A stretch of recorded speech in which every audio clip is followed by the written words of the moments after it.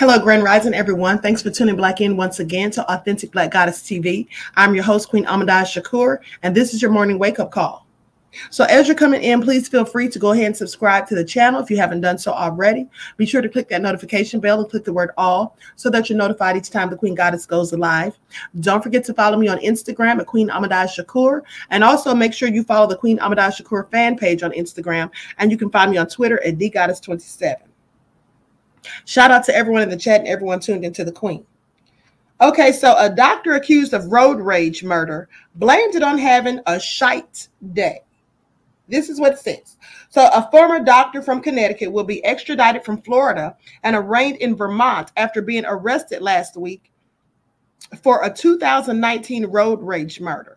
Now, according to the Hartford Courant, court documents state that Joseph Peary, age 49, was driving his Toyota Tundra along Route 103 in Vermont and venting to a friend on the phone about a truck speeding up and slowing down in front of him when he allegedly opened fire at the truck.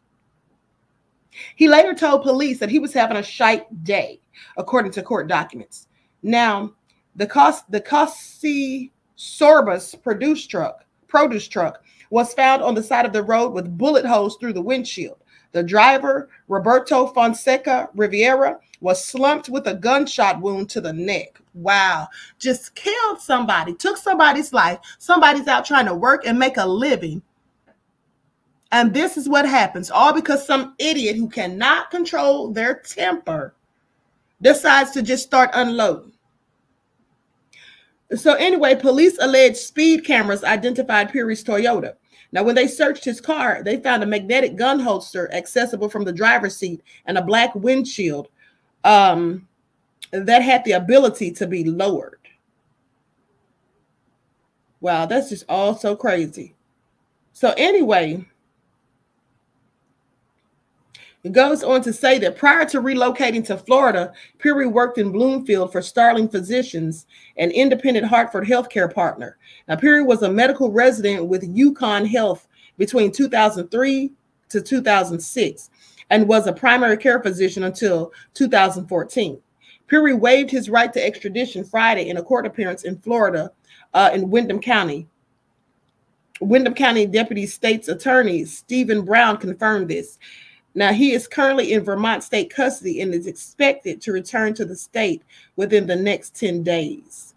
Peary is accused of shooting and killing Roberto Fonseca-Rivera, age 44, of Boston, a truck driver for Catsirabus Produce on Route 103 in Vermont.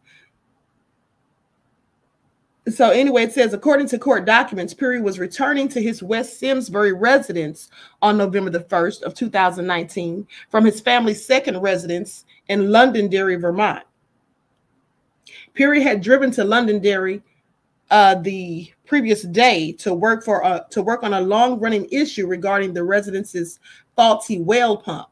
Now, Fonseca-Rivera was driving south on Route 103 in his truck, and he was en route to Hyde Park, Massachusetts, after making a delivery at a Vermont restaurant. Vermont State Police received a call that evening on November the 1st from one of Fonseca-Rivera's co-workers, excuse me, who said Fonseca-Rivera had not returned to Hyde Park following the delivery. Now, the co-worker shared GPS data for the truck, and police responded to the scene shortly after. The truck was found in the southbound breakdown lane on Route 103 in Rockingham, Vermont. Fonseca-Rivera was found slouched over the front seat with an apparent gunshot wound. Police also identified 2 bullet holes in the truck's windshield. Medical officials declared Fonseca-Rivera's cause of death to be injuries from a single gunshot, which penetrated his neck and head, according to court documents. This is just so darn sad. And you know what? To make matters worse, here's the thing. Now, he shot this man who's driving a whole 18-wheeler.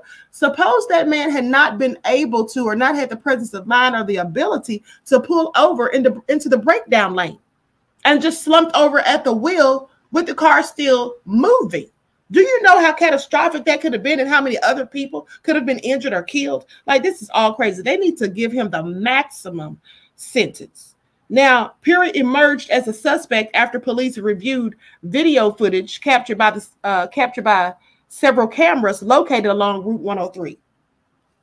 And this showed Perry traveling just ahead of Fonseca-Rivera's truck. And then Rivera was on the phone with a friend, Pedro Iriola, during or just before the shooting, according to court documents. Iriola told investigators that Rivera told him a vehicle in front of him was speeding up and then slowing down. Iriola later said he heard what appeared to be a deep inhale and then silence from Rivera, followed by a loud noise consistent with someone dropping a cell phone on the floor, according to court documents.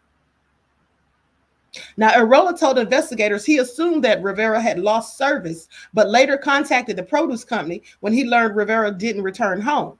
Investigators interviewed Perry the next day. November the 2nd, Perry told police that he didn't sleep well the night of October 31st due to a windstorm. Here comes the mail-splaining. Get ready for it. This should be good. Now, he said he didn't sleep well the night of October 31st due to a windstorm and was frankly frustrated by the unexpected cost of a new power line and water pump installed at the Londonderry residence on November the 1st, later describing it was an expletive day. I guess that's when he said it was a shitey day or a shite day, according to court documents. Now, police searched Perry's vehicle, a 2008 Toyota Tundra, and found a magnetic gun holster on the driver's side console. They also found the vehicle's rear window could be lowered automatically from a button near the driver's seat. So police also searched Perry's residences in Londonderry and West Simsbury, recovering a 9mm caliber handgun from the former doctor. And police said the gun's barrel and slide, two items needed to conduct forensic analysis, were both conveniently missing. Now, ain't that something? So a further analysis of the weapon revealed it had the same general rifling class characteristics as the bullet that was found in Rivera's neck, according to court documents. But the two could not be definitively matched due to the missing barrel and slide. Oh, he's a slick one, so he thinks, honey. Now, police also noted in court documents that Perry's internet search history changed shortly after the shooting. Perry searched for news in the Rockingham area. They said, and he attempted to wipe his search history and location data. Oh yeah, this is all premeditated because he was clearly doing the most. So that's just all so crazy and sad. Like I said, somebody on their way to work, and who expects something like this to happen? So anyway, hold on. I'm trying to get rid of these pop-ups. In the meantime, everyone, please like and share. Subscribe to the channel if you haven't done so already. Thank you in advance.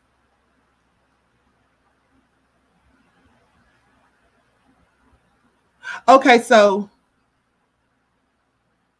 basically they caught him because of those cameras. If it had not been for that, because he clearly didn't stay at the scene. He got up out of there. So you know what? I hope he gets the maximum penalty that anybody should get for something like this, because that's just also egregious. Then he didn't even stop to try to render assistance, see if the man was alive, dead, or what. He just kept it pushing. Just shot up that person's car. All so crazy and nefarious. So crazy. So anyway, with that all being said, please like and share the video, subscribe to the channel if you haven't done so already, and please drop a comment telling me what you thought about this story, because you know what, there's a lot of these crazy road rage incidents going on lately, more so than usual, and people are clearly just getting out of pocket. I mean, this guy started trying to mail-splain and talk about he was upset because he didn't rest well the night before due to a windstorm, and then saying that he had to do repairs on his house. That's your problem. Like, you know, it really gets on my last nerve when you have these people who walk around with a chip on their shoulder, walking around with all this low vibrational energy because they're mad because things aren't going right for them, or they're upset, and then they want to take it out on other people. All so ridiculous. Anyway, I'm going to follow this story to see if he tries to end up playing the mental illness card, because I'm sure that's what he will likely do. I mean, he's already making all these mayonnaise-covered excuses for his nefariousness. With that all being said, everyone please like and share the video, subscribe to the channel if you haven't done so already, and don't forget to follow me on Instagram at QueenAShakur. Also, be sure to follow the QueenAShakur fan page on Instagram, and you can find me on Twitter at DGoddess27. You can text the word Royals to 1-844-589-6096 in order to receive occasional text offers, notifications, and alerts. Have a blessed and wonderful day, and I hope to talk to you all again soon. Peace.